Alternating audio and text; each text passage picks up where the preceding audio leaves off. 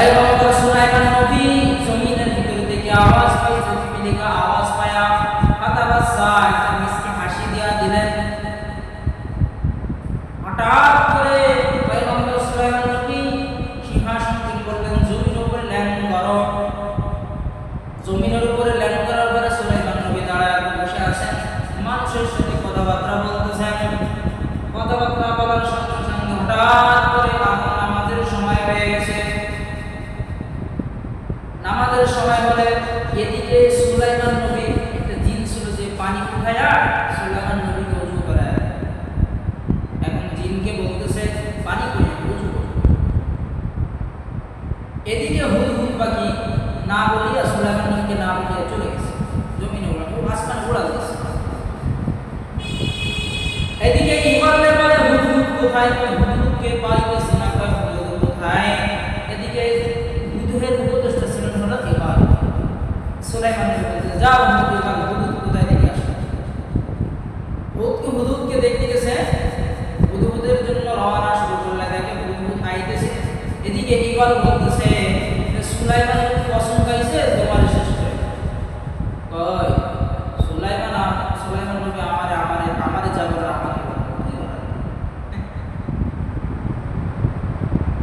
আসামি পাইছে। আসামি পাওয়ার পরে আসামিকে তো রাষ্ট্রপতি বিচার করবে, অর্থাৎ আদালতে নিয়ে যাবে, তাই না? এদিকে তাকে ক্যাম্পে নিয়ে, অর্থাৎ যেটা বলে থানায় নিয়ে এমন পিটানি দিছে, পিটানটা হাদিয়া দিলে তার পিটান হয়, হাদিয়া দিলে পিটান হয়। দুনিয়া আখিরাতের বিচার হবে তো এক জায়গায়, আখিরাতের বিচার তো হবে এক জায়গায়।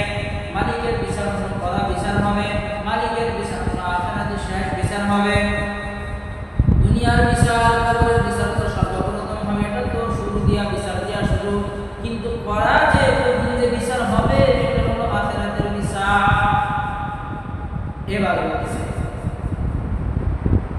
ইমাল বলতেছে হুদহুদ পাখি বলতেছে ভাই সুলাইমান নবীর তুমি কি কইছো, কি কইছো?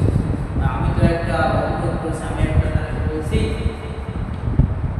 কি আবদার করছো, একটা আবদার কোথায় করছো? তুমি যদি আবদার দেখাইতে পারো সুলাইমান নবী তোমার কিছু বলবে। ভাই আমার কাছে তো আবদার আছে, আমার কাছে আবদার আছে, তবে এমন একটা আবদার যা সুলাইমান নবী গায়েব জানে না। কুল্লা ইয়ালাম মান ফিস সামাওয়াতি ওয়াল আরদি গায়বা ইল্লাল্লাহ। আসমানের কেউ গায়েব জানে না, জমিনের কেউ গায়েব জানে না, একমাত্র গায়েব জানেন হলো আল্লাহ।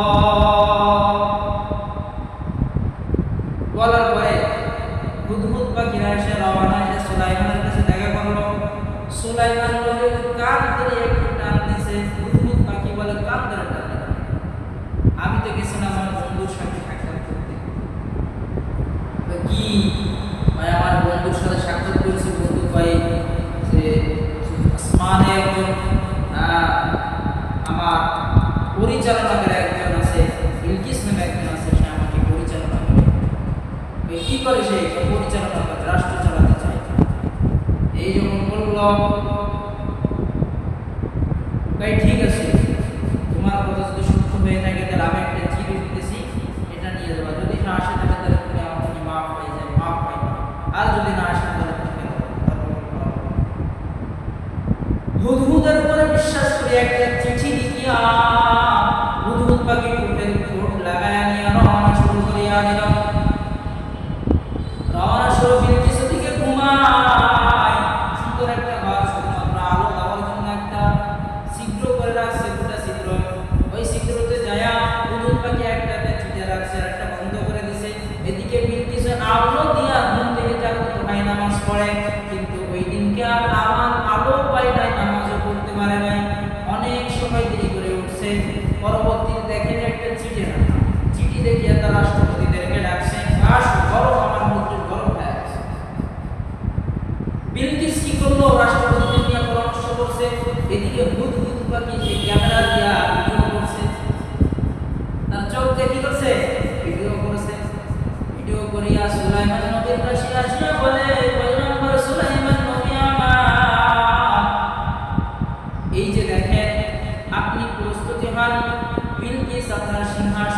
আসার জন্য প্রস্তুতি নিচ্ছে। সুলাইমান কি কয়, কত দূর আইছে ভাই? 4 কিলোমিটার 5 কিলোমিটার। এখন সুলাইমান নবী সব রাষ্ট্রপতিকে ডাকছে, নাকি বলেন এর ভিতর থেকে প্রথম জিনকে বলতেছে, এই জিন, কে পারবা আমার এই বিলকিসের সিংহাসন নিয়ে আমার সামনে নিয়ে আসতে হবে? জিন বলে, আমি পারবো। কেমন, কতক্ষণ করে পারবা? আপনার মিটিং শেষ হওয়ার আগে আপনি যাবেন। সুলাইমান বললেন, না, মিটিং শেষ হলে হইবে না। কে পারবে আমার সিংহাসন নিয়ে আসতে? তার ভিতর থেকে এক বুজুর্গ, একজন আল্লাহওয়ালা ব্যক্তি বলতেছে, ও সুলাইমান নবী আমার, আমি এই সিংহাসন নিয়ে দিতে পারবো। কতক্ষণের ভিতরে পারবা? কয়, আপনি চোখ বুঝবেন আর চোখ মেলাবেন, দেখেন সিংহাসন আপনার সামনে এসে যাবে। ইলমে রায় জাযবাতান বেহিসাব ফলকে রাদাতান জওয়াবে বাসা আপনা তারাব দস্ত কলব জারনা ইস্তেরি কসবত কে দিনদাররা।